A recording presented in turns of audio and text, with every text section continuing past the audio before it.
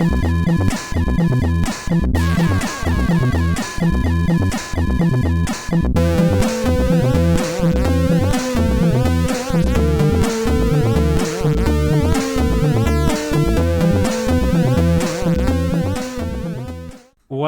to That Guy's a Maniac, the podcast, Season 3. The reason why we say Season 3 is because we record these in all kinds of funny orders. We don't know when we're going to put them out, so this might be the first one. Probably not the first one.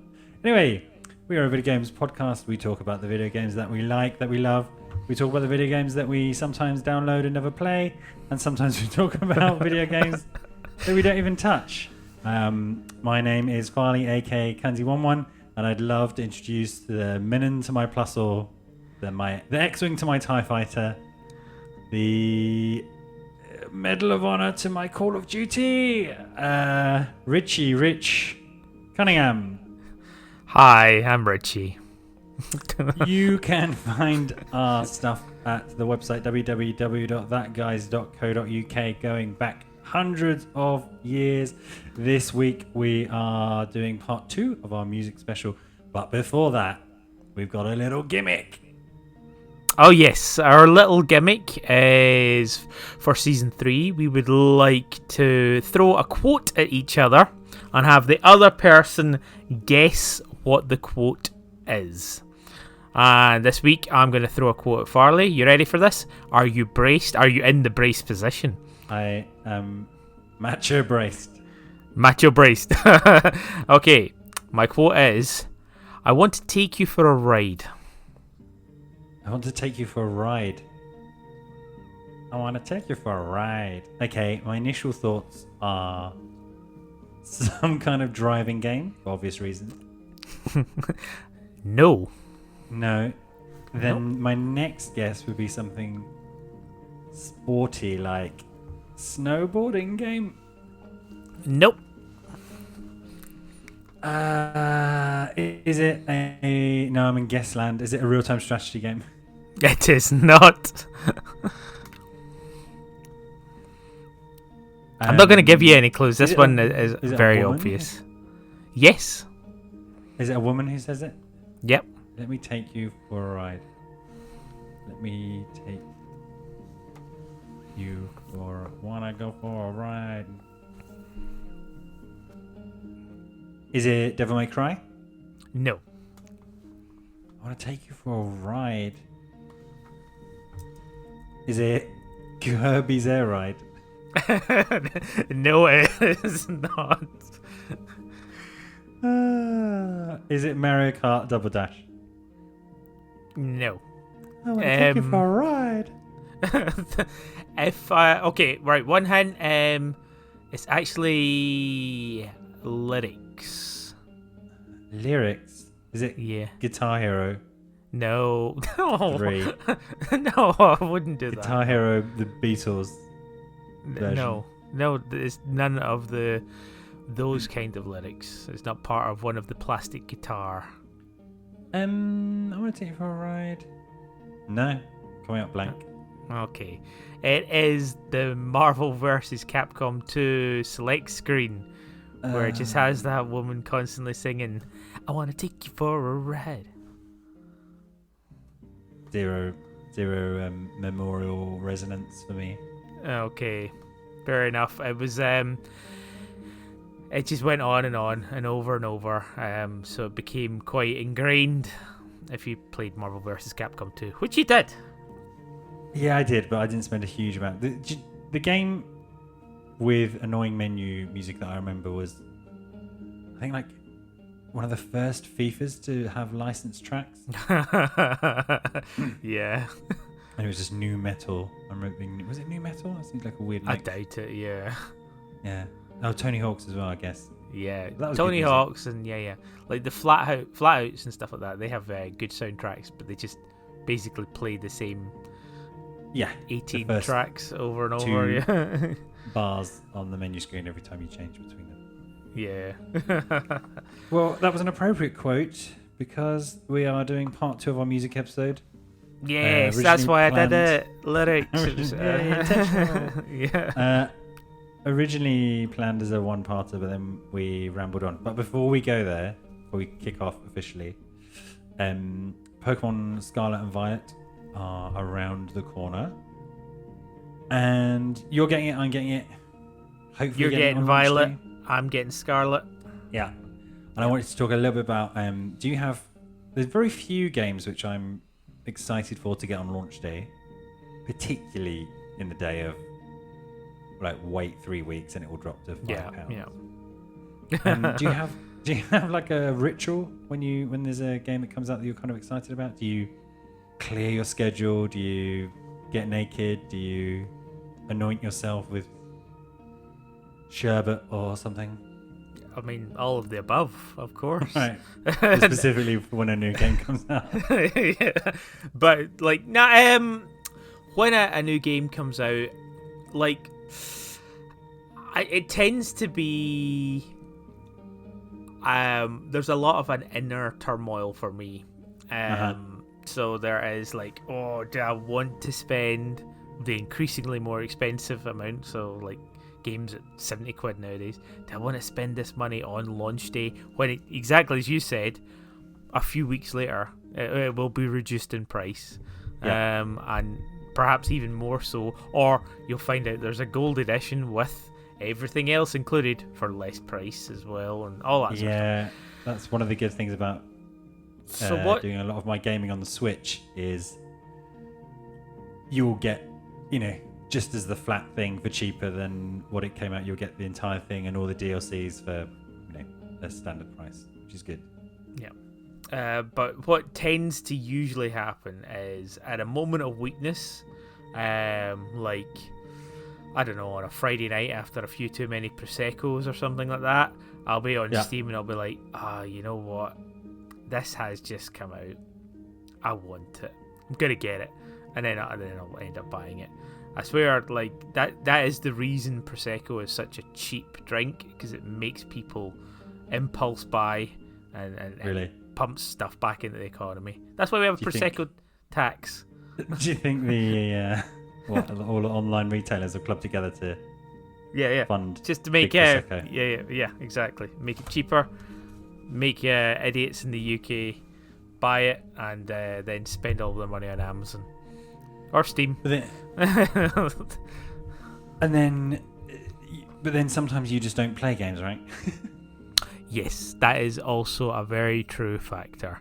The hard, cold reality, sobering reality on a Saturday morning when I've spent 50 quid on whatever new release, and you think, you know what?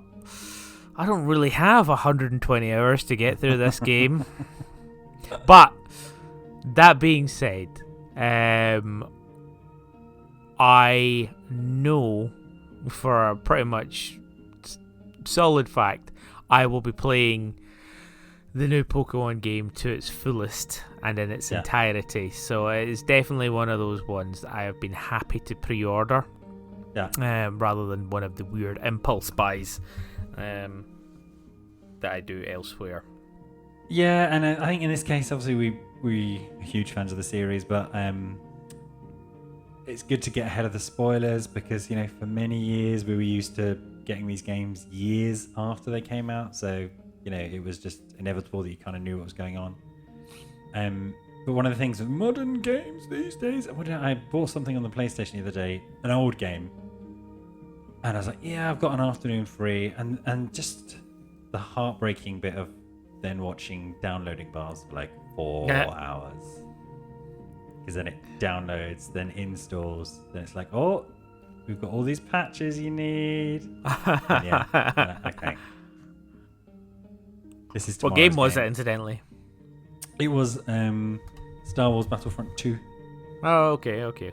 Yeah, I watched Andor. Have you watched Andor? No. I don't know, like, I haven't watched any of those Star Wars series, like the Baby Yoda one and things like that. Yeah, well, anyway, I rate Andor. I really liked it, and it just fully drew me back into a big Star Wars hole. I was very excited by it initially, but for the wrong reason, because I saw there was like a woman general walking, and I thought, is that Sarah Michelle Gellar? is Buffy going to be doing Star Wars? I thought that was amazing. And it turns out it's not her. She's someone who looks very, very much like her. She looks nothing like her. Weird. Totally like her. Anyway, so yeah, I fell into a big Star Wars hole and started reading Extended Universe again. And I thought, do you know what? I used to like Battlefront back in the day. Anyway, that's for another... Did you manage to actually play it? I did. But like all the... I gave up on that day and it was like, well, whatever. It's Saturday when it's finally all downloaded. But my mini review, because EA now has the Star Wars license, you mentioned it when you were talking about the Evil Dead game being like, this is the tacked on multiplayer, but you don't get the single player anymore. Both this and Star Wars Squadrons are that. It feels like if you're not playing them online, and of course you have to have your EA account and you have to be signed up to PlayStation Plus, you're getting half of it, right? Everything's like loot boxes and all your more than half of your unlockables are doing in multiplayer. All your trophies are do this in multiplayer. Yeah. Nah, it's not worth it. Also, I don't even know if anyone's playing it still. That's like quite old. Yeah. But I got the hit of being a snowtrooper, that familiar blaster sound, Jedi's, quite a good single player as well. There we go. So yeah. On that note, and talking about, just to tie that up, the Evil Dead game is going to be free on the Epic Game Store next week. It. So I know. There we go. You should always wait unless you want to be playing on launch day. My launch day ritual, thanks for asking, is I don't care. Let's skip it.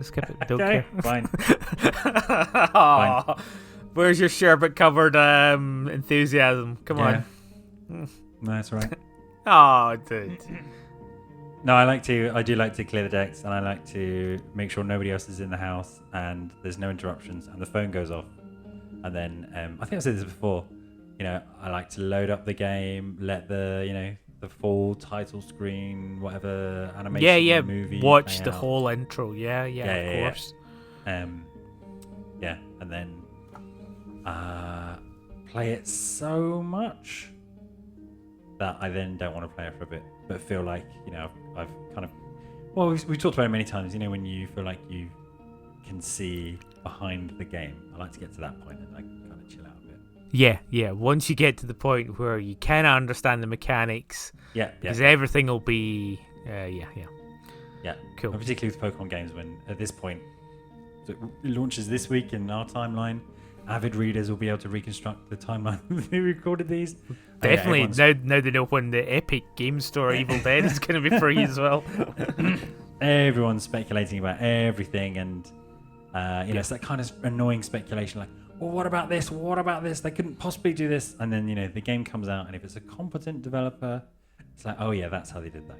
All this stuff we were worrying about and speculating about is nonsense, or it's solved, or I mean, are you like completely ignoring Twitter or like social media blackout?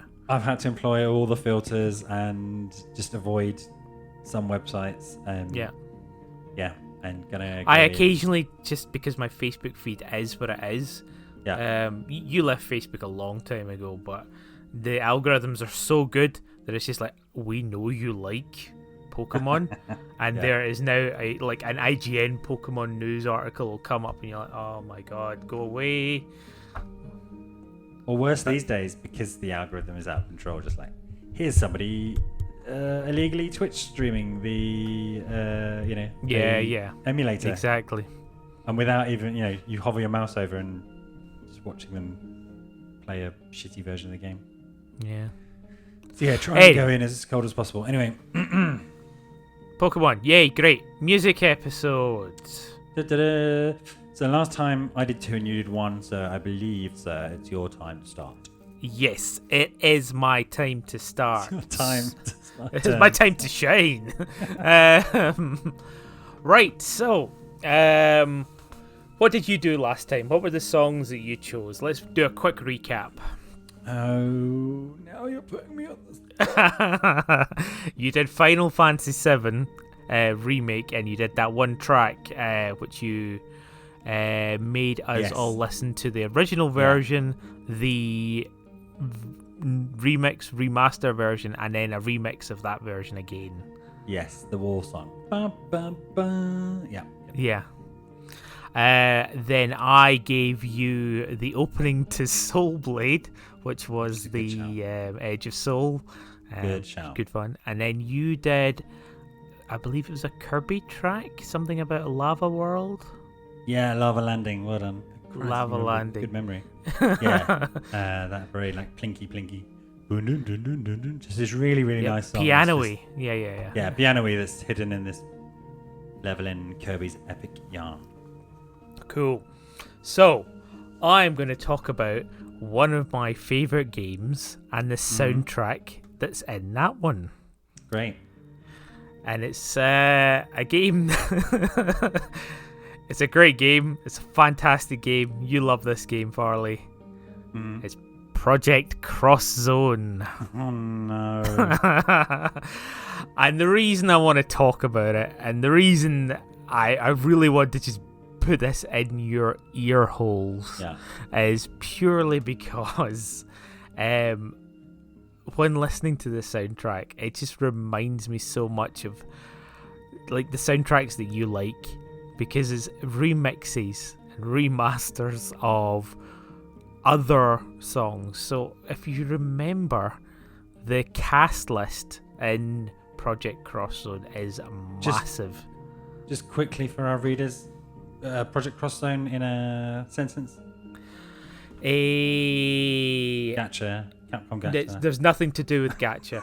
So just shut up. It is a 2D battler visual novel. Great.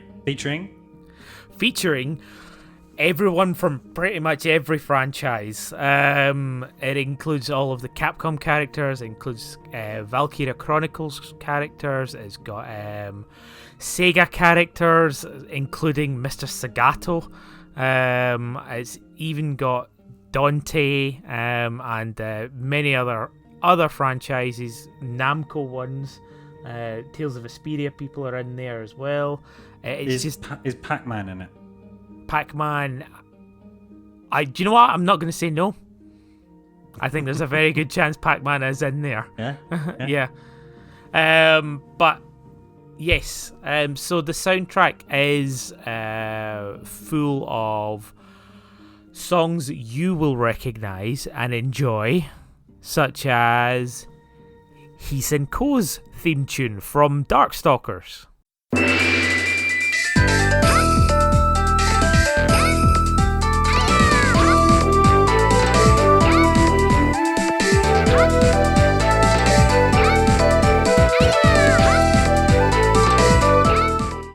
And also such tracks as Valkyria Chronicles.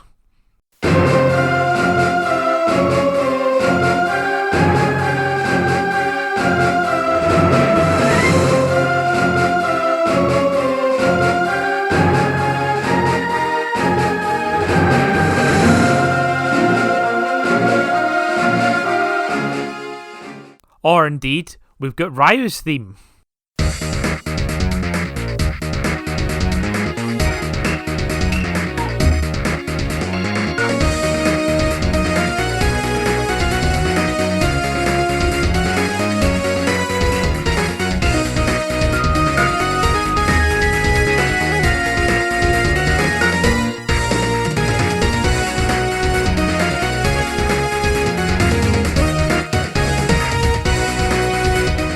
Or even just Tekken.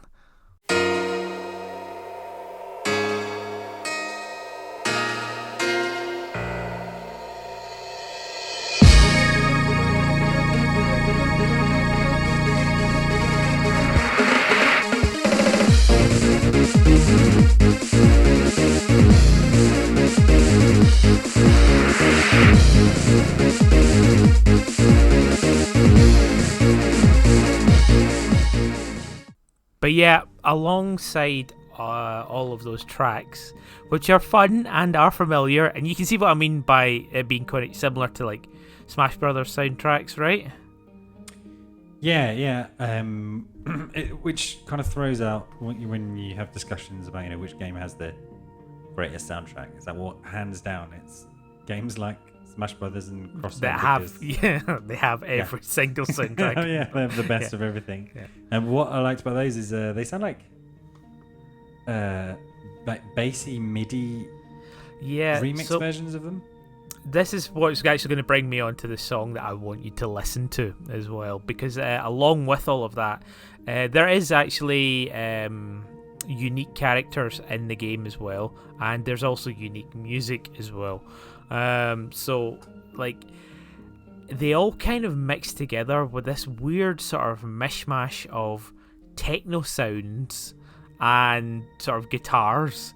So, like, as much as those were the themes, it does still mesh together in the Project Crosszone style, which is I don't understand how whoever did it, but they've done it quite well. But yeah, without further ado, I want to take you on a ride. I want to I want to give you a listen to Wanderer's Road, which is an individual track from Project Crosszone. I believe it's the first one. And yeah, enjoy. Tell me what you think.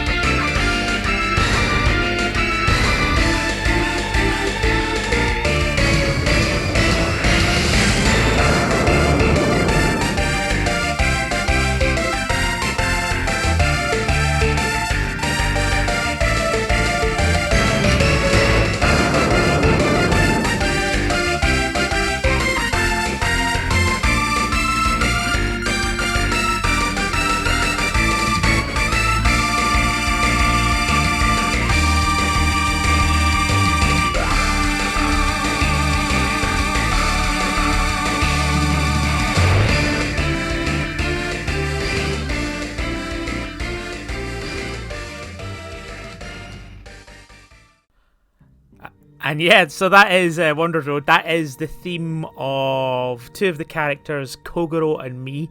And yeah, they're two individual characters. And yeah, it's what do you think? It's. Are you sure it is an original song? It's the theme tune for the two main characters.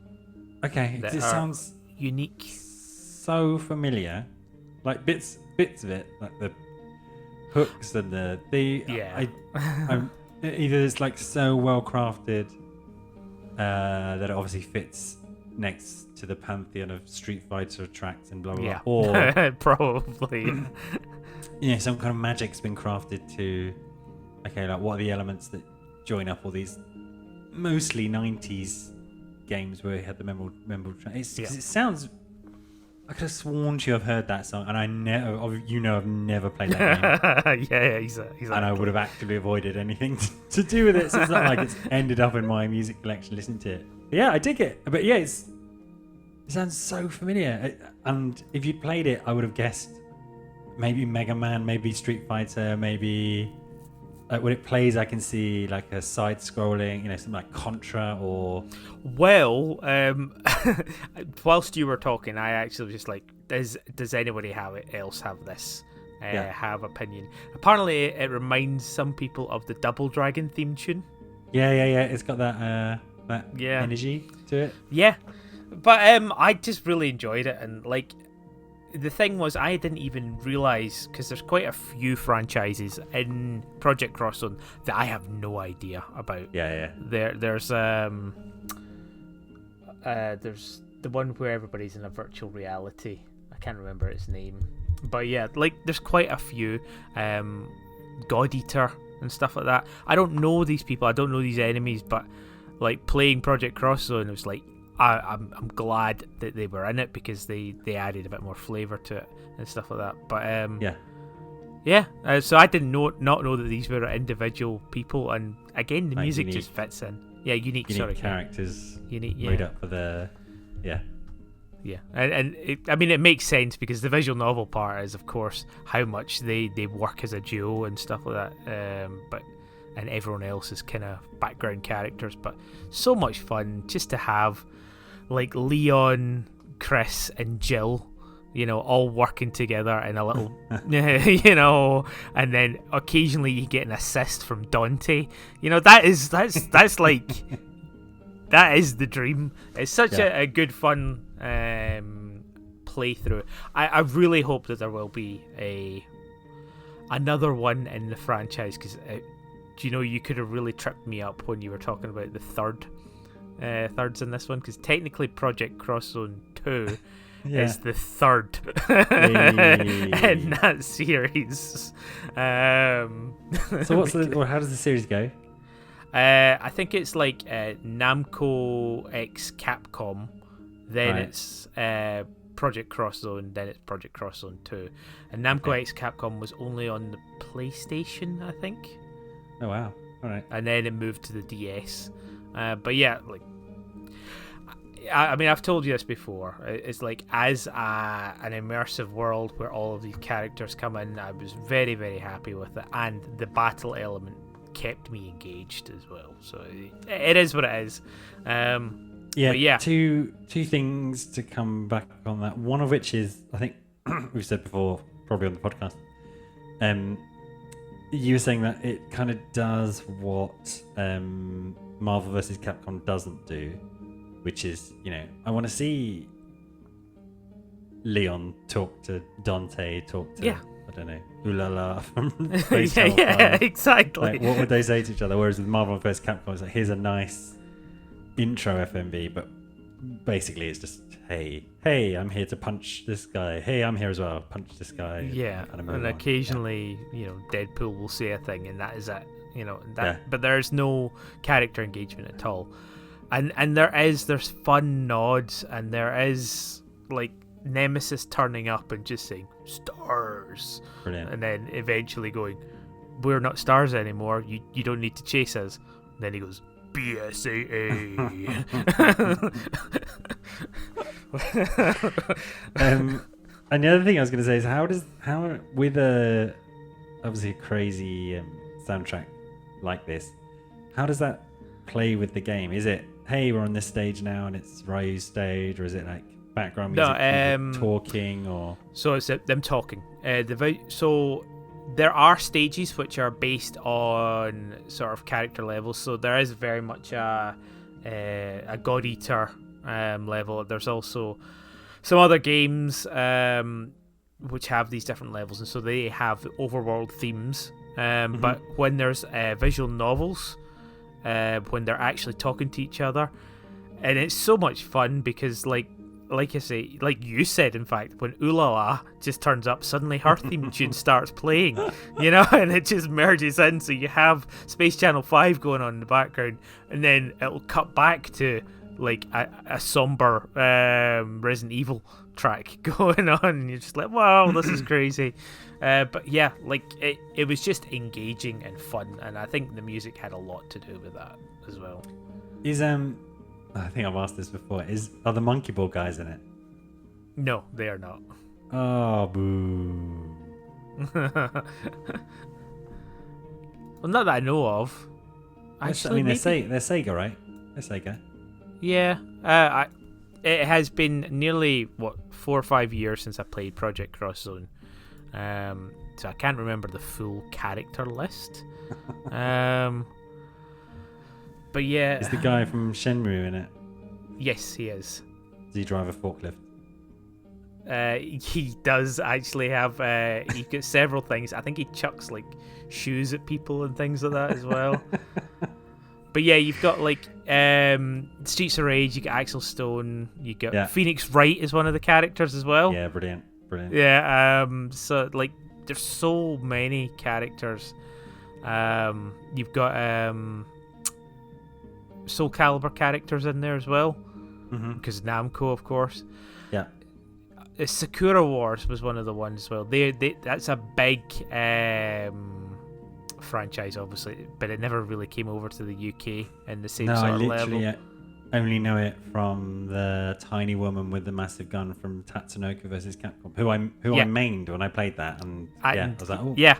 What game is she from? Oh, I've got no chance of ever playing the actual game because I don't know, it's never translated or. But yeah, of course, they're in that, and there's a lot of Sakura Wars set levels, so you're kind of missing a few things. But there's also there's really cool, engaging things that can happen as well. So Cosmos and Fiora, who are the two sort of robots from Xenosaga. Okay. Yeah. Do you know them? No, I don't know any of the Xeno series. Xenosaga. You must know Cosmos. She was Is Xenoblade part of the Xenogears? Yes. Okay. Well, I only know Xenoblade. I loved it. But yeah, okay.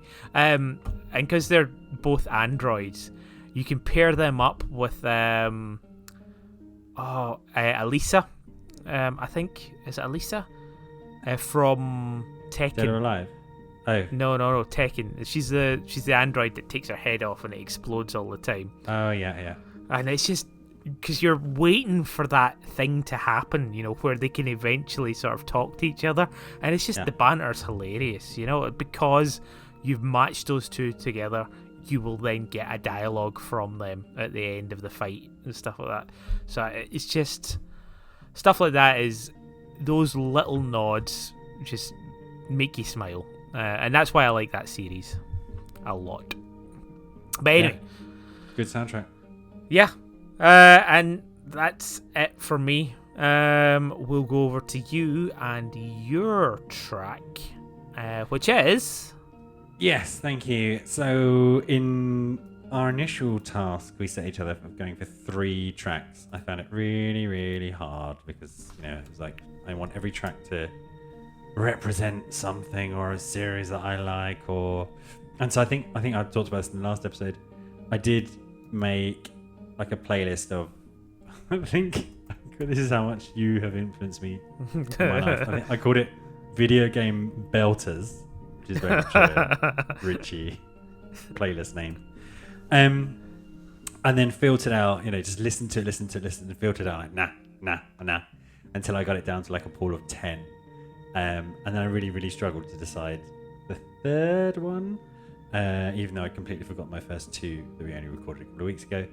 And this one comes from a little game called Pokken Tournament and Pokken Tournament DX, which is the, sort of... Oh, both of these are... I wonder what your third choice is. Both of these are something cross something, right? So this is sort of is not really Pokemon Cross Tekken, but it's Pokemon in a Tekken-ish engine, I guess. Pokken Tournament, developed by Namco, and for what it is, this year was the last time it got played at the World Championship. So there's a really nice video they put out about, here's all the golden times we had playing Pokken, because people were taking the piss out of it a little bit, because compared to the card game and the video game, it's just like a handful of people. But they were still squeezing out, new tech and characters which were thought to be low tier. People were doing amazing stuff. Where it's just like that really, really juicy stuff when it comes to fighting games about these metas which get a chance to evolve over years and years and years since this first came out on the Wii U. So it could have just been like much for muchness. But amazingly, and I think perhaps this is partly Namco's doing, had some really, really good, better than they had a right to be tracks. So there's one in there's like a haunted house level. So in the back you've got Gengar and whatever popping out, which is really good. That's like a go-to video game Halloween track. When I create that playlist. There's a really good one. There's a level called Neon City, and you have a day version and a night version. The day version is such a good track, and the night version is like a bit more of a like mellow evening-y version of it. But the standout track for me is this one, which I guess we'll listen to and then I'll talk about afterwards.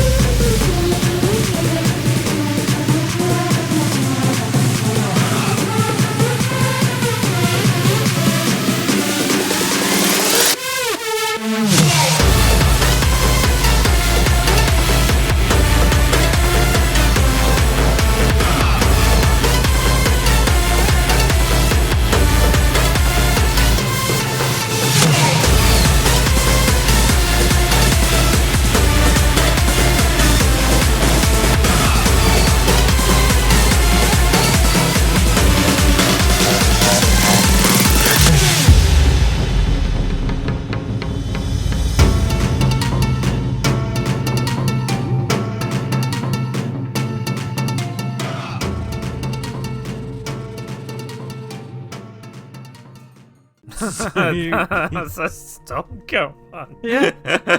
It's well, like I say, it's way better than it deserves to be or needs to be honest. And I remember playing it. So Magic Art Festival is all these. It's a fighting game, so all these songs are related to stage, and you're playing on I think you're playing on like a boat, and it is a Magic Art Festival. So as you're fighting in the background, there's various fishermen who are hooking in Magikarp, and they're kind of sliding across the deck of this boat, and you've got these big banners with Magikarp all over it. And I remember playing it, and because in a fighting game there's a lot going on. You've got the SFX, etc. It's like, hang on, what's this track? And then jumping online and just finding there's this like cult following, and everyone kind of saying along the same lines, like, why is there this fat track in the background to Pocket Tournament, on Magikarp, which is kind of the joke weak Pokemon level. And it's everything great. You've got the traditional Japanese instruments in the beginning. You've got like the taiko drums and the shamisen, and then this like and this techno beat that comes in, and then it rises, and then it rises again, which is so cool. It just keeps going. So I love this track, and I thought it'd be remiss, if again, selfishly, if only you listen to it, which is probably likely given to the listenership, but also if anyone readership, if anyone else can discover this track. It's a really good walking around track as well. When you can't be bothered, you can't decide what you want to listen to. You just listen to this, and then you're striding to that beep beep beep. Yeah. Wow, but like totally unnecessary. Like exactly what you were saying. It's just like there is no need for a track to be that good and that polished and that dance hall pumping for this. But that is amazing. Can you imagine them writing?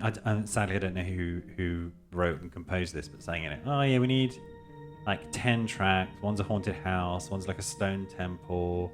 One's like a fishing tournament. And then they get this track back. Fishing tournament. What? I know exactly what you want. Yeah. Okay, fishing tournament. Yeah, it's Magikarp, that really shit Pokemon. Okay, I've got it. We want like a traditional Japanese. Traditional Japanese instruments. Yeah, okay, brilliant. Yeah, I'm all over it. and then 2 weeks later, that, or however long it takes, that comes back. Wow.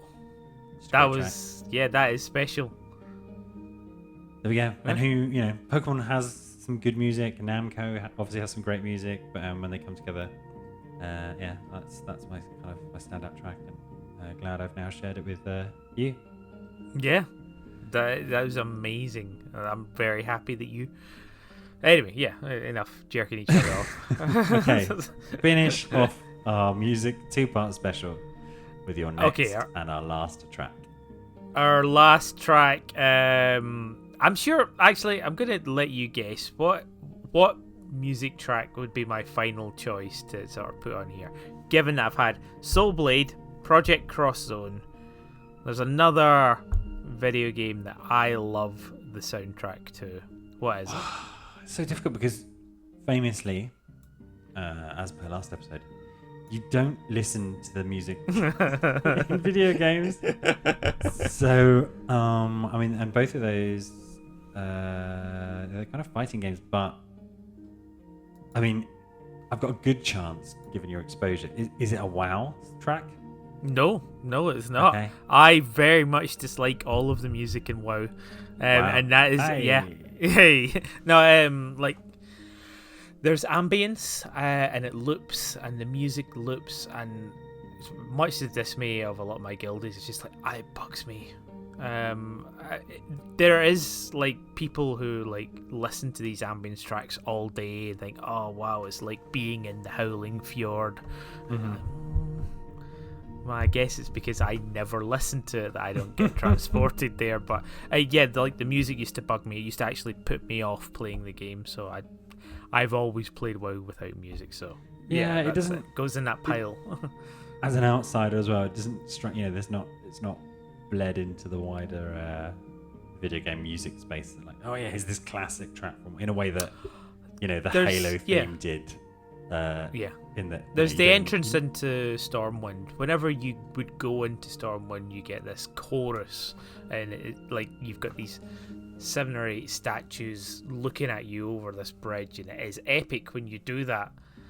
But when you're literally playing the game and you have to, oh no, I have to go back to Stormwind to go and get this bottle of wine so that I can take it to this other guy, it loses its majesty an awful lot, and especially as someone who's played it from vanilla in 2004,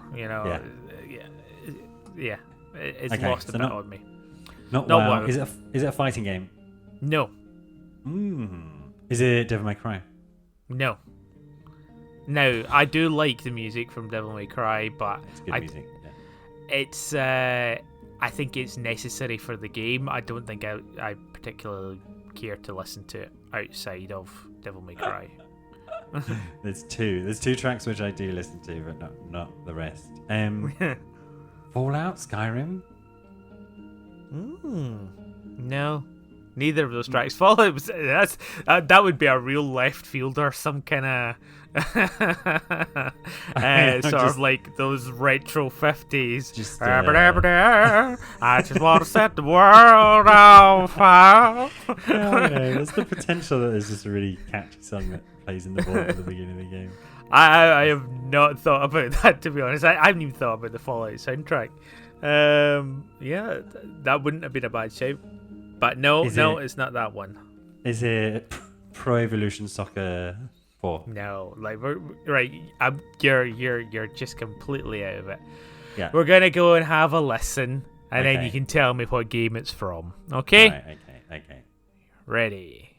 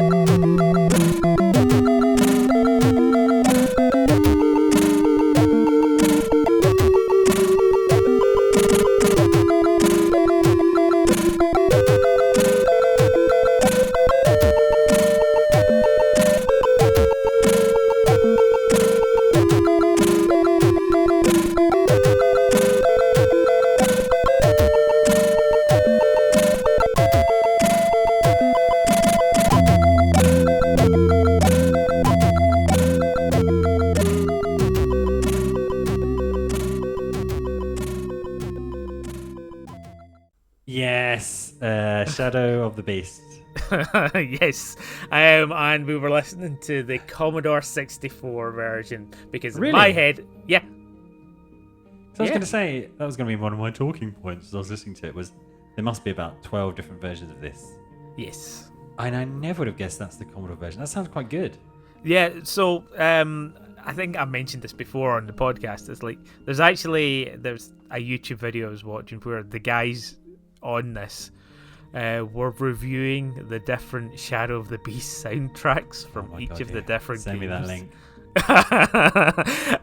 But basically, they ended up sort of saying that the Commodore 64 one comes out on top because of the weird SID chip that it had, which was really good for creating music, and I am doing air quotes right now. But it was able to pump out much better tracks and with better bass and things like that than like the Mega Drive version. And it's so weird because like when you listen to them sort of side by side, you're just kind of like, wow, that is like a flaccid version of what the Commodore 64 was pumping out, you know.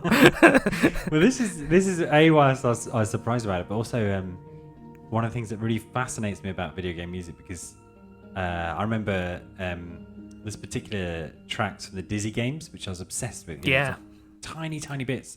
We've used some in the podcast, and I'd spend ages before, you know, we had all these digital preservation guys throwing everything up on YouTube and all these sites. I spent ages trying to find this specific version. It was only on this particular soundtrack, or this particular version of it.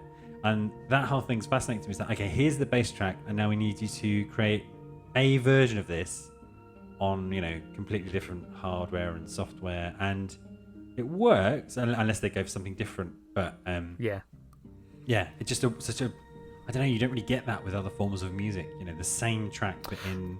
I think it is also of its time. Like when you're talking about the 8-bit and the 16-bit systems of that sort of generation, they had specific music chips. They didn't have like just sound creation or the ability to play a live music track or something like that. So they were creating these digital versions of these tunes, and like massively different on each one. And it wasn't like a composer that was doing it. It was like you were coding some of that music. It was really brutal.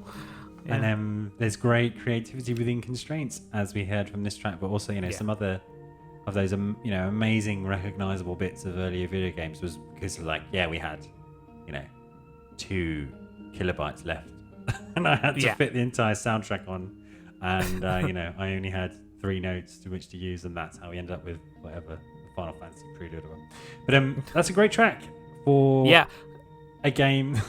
So we played it the other day when we had a rare in-person meetup. It's still just fucking hard. It's just the game is ridiculously hard. So brutal. You have to learn exactly where the giant hand, which just, you know, comes out so fast. Yeah, or the run of 3 giant hands. That I'm still convinced can insta-gib you. Like they can just like grab you and pull you under, and pull you down if you're within those pixels. But from the title screen of Shadow of the Beast, the box art famously, is it parallax? The parallax backgrounds. Parallax scrolling. That was one of the first things that the Commodore 64 did. Was this sort of one background moves slightly slower than the other thing, It's this filled with, it's just so evocative, and yet I've seen like the first 7 screens of that game. It is ridiculous. Evocative is exactly that. Every single thing in that hits a note, which makes you feel like you know the whole story behind this. You know, but you don't. You know nothing. I mean. There could be a wizard pop up at the end of one of those corridors, and and he joins you, but you don't know. Like you'll never get. I was gonna say, like, oh, did you get the crossbow? Maybe there is a weapon system. I don't know. I only got as far as punching, running about, and kicking, and I found out there was a kick button. And then a flying eyeball just wiped me out. Flying across the screen. Yeah, at 100 miles an hour. Then another 3 straight after it. Yeah, and if you turn left and then run right, they all respawn instantly. Exactly. That sort of stuff. So, bro, do you know, I might watch a long play of it just to see what happens in that game. Yeah.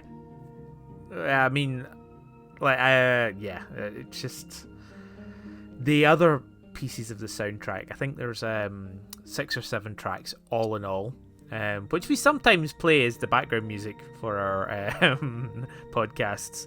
Readers. And but yeah, they're all great, and including our intro, which is rather blatantly ripped from the one of the tracks. But yeah, like I mean, I know we were talking about how the Commodore 64 is the best version of this and all that track, but that track is amazing. Yeah, it is just so good. And again, with the with the background, with the box art, it's just like so otherworldly. What is this world? What is this sci-fi world which has potions in it? And like, why does he have 25 lives? What is he? Who's the beast? What's the shadow? Is he the beast? Is he the shadow? Why? Yeah. Yeah. Oof. Wow. Yeah. Okay. I think that's it for our music episode. Oh, there we go.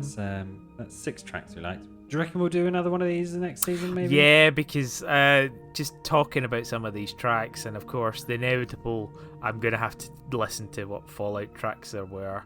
I think we'll revisit this maybe in season 5 or something like that. Okay. Okay. All right. We'll see you then, readers. That guy's a maniac. Why'd he bite me?